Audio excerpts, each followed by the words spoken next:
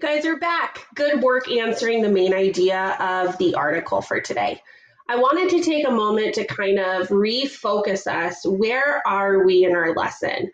We talked earlier about our essential question and really our focus for today, and that was determining the difference between a big idea question and a supporting detail question. In order to do that, though, we needed to read the text, we needed to annotate, we needed to find topic sentences, and we needed to find the main idea. Now that we have an understanding of the text, we can really dive into our focus question. So now that we've read the text, we're going to take a look at some of the comprehension questions that might be asked after we read, and we're going to think about the difference between a big idea question and a supporting detail question.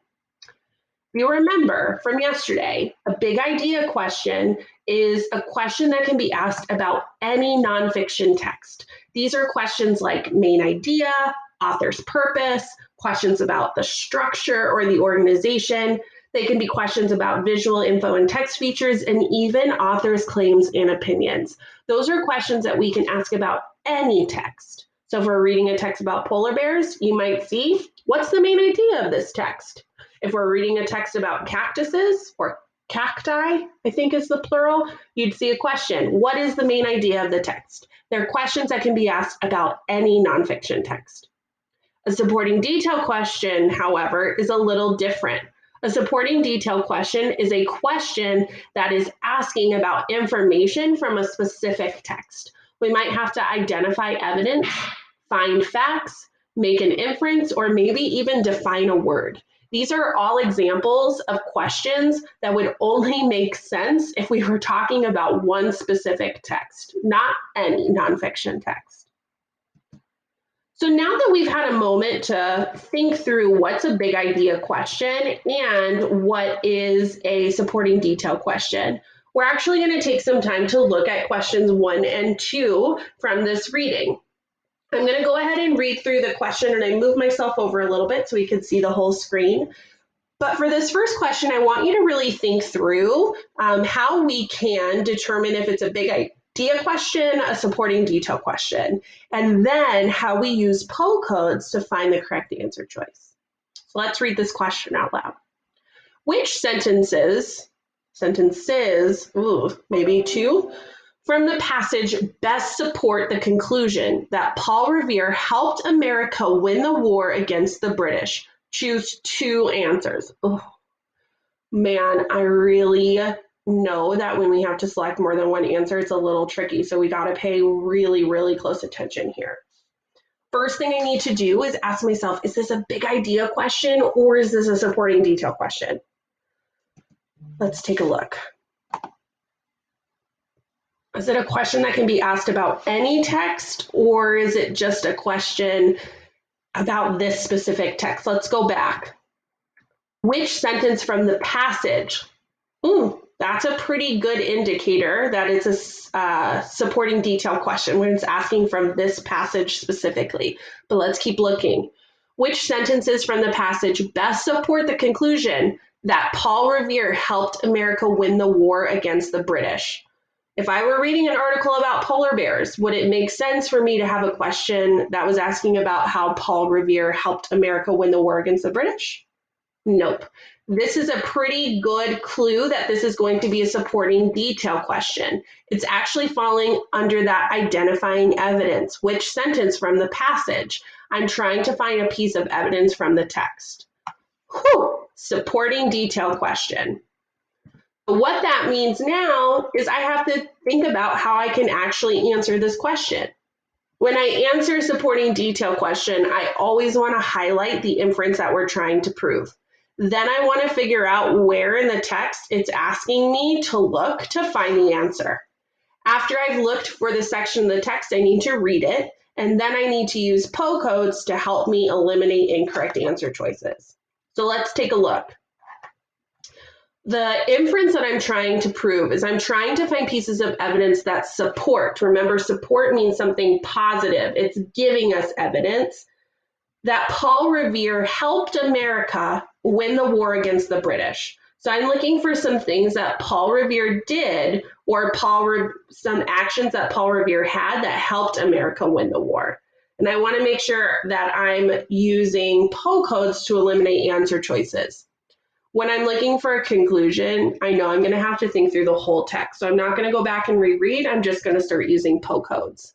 Let's look at answer choice A. Paul Revere drew a picture of the fight and put it in the newspaper so everyone could see what happened. Did that help America win the war against the British? It seems a little too specific. This definitely was something that Paul Revere did, but this action alone did not help America win the war against the British. Answer choice B. He shouted to everyone that he rode by down the streets. The British are coming, the British are coming. I put a question mark here. This is something that he did that did really help the Americans. By running down the streets or riding down the streets and shouting the British are coming, he was warning Americans that the British were on their way, which allowed them to get ready. So let's look at answer choice C. This gave the US time to get ready for the battles. I'm also going to put another question mark. That's just what I said. Because Paul Revere was riding down the street and shouting the British are coming, it allowed the Americans or the United States time to get ready for their battles. That actually did help them win the war against the British, so that might be another answer choice. Answer choice D. After the fighting had stopped, Paul Revere went back to do metal work like he did when he was a kid. It seems like after the fighting, that's not going to be anything that he did that helped them win the war, because this means that the war was already over. That's not relevant. Later, he opened a store that made the tools and parts to build boats. I'm remembering that that was like almost the last paragraph of the text that was after the fighting had stopped. That one is also not relevant.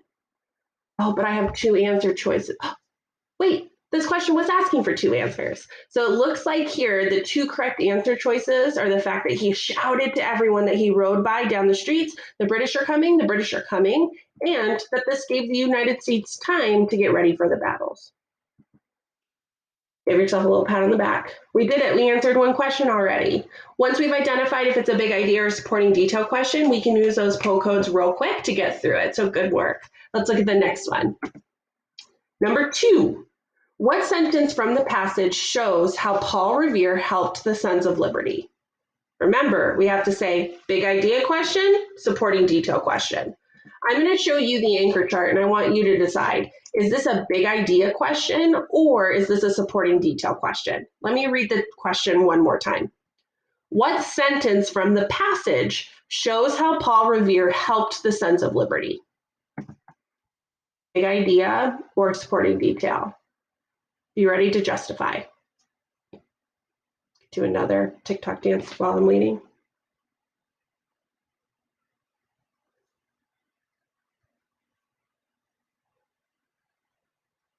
What do you think? Big idea, supporting detail. 1 for big idea, 2 for supporting detail. Get ready to show me.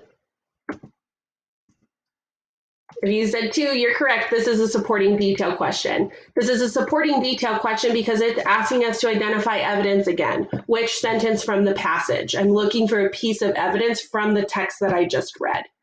So we know this is a supporting detail question. Let's go through the answer choices. Oh, we can't go through the answer choices yet. I got ahead of myself.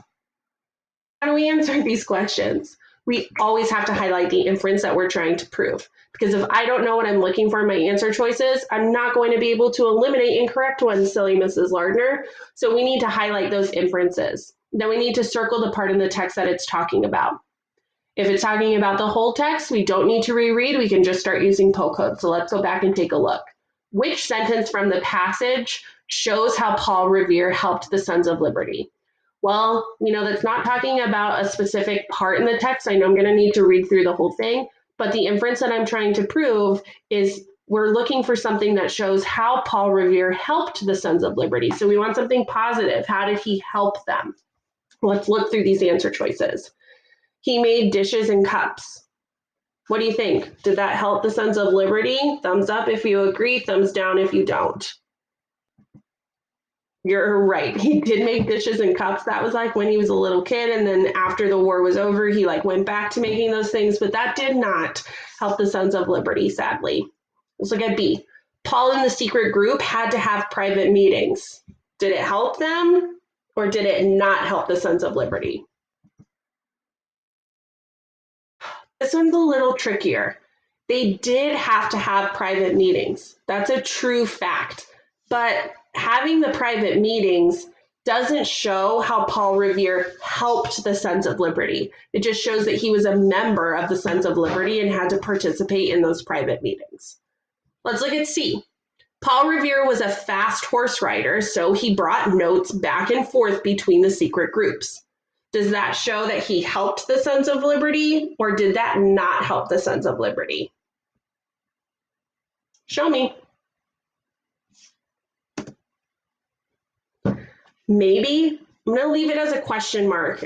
We got to go through all the answer choices first, but this one is looking pretty good. It does look like this is a sentence that would show how he helped the Sons of Liberty. Last option. He helped build some ships that were used in other American wars. Did it help the Sons of Liberty, or did it not help?